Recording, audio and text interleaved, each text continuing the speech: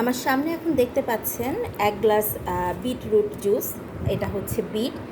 অনেকের কাছে এটা কিন্তু পরিচিত। এটা এক ধরনের সবজি। অনেকেই সালাদ হিসেবে খেয়ে থাকেন, ভাজি করে খেয়ে থাকেন, নানান রকম সবজিতে দিয়ে থাকেন। তো একজন হার্বালিস্ট হিসেবে আমি সবাইকে সাজেস্ট করি সপ্তাহে অন্তত কয়েকদিন যদি সম্ভব হয় এরকম ১ গ্লাস বিটরুট জুসটা খাবেন আপনারা। এটা আমি নিজের জন্য করেছি। এটা কিন্তু আমি প্রায় খাই। প্রথম কারণ হচ্ছে যে এটা কিন্তু ভীষণ রকম এনার্জি বুস্টিং, আমার কাজে এনার্জি দেয়।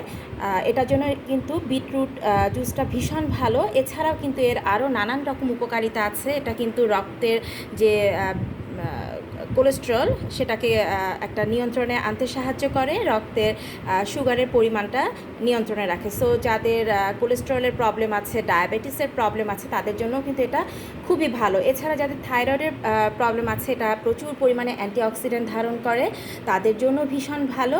আর নানান রকম ভিটামিন তো আছেই এখানে, যেহেতু এটা একটা কালারফুল একটা খাবার। সো বুঝতেই পারছেন যে এটা কতটা ভালো।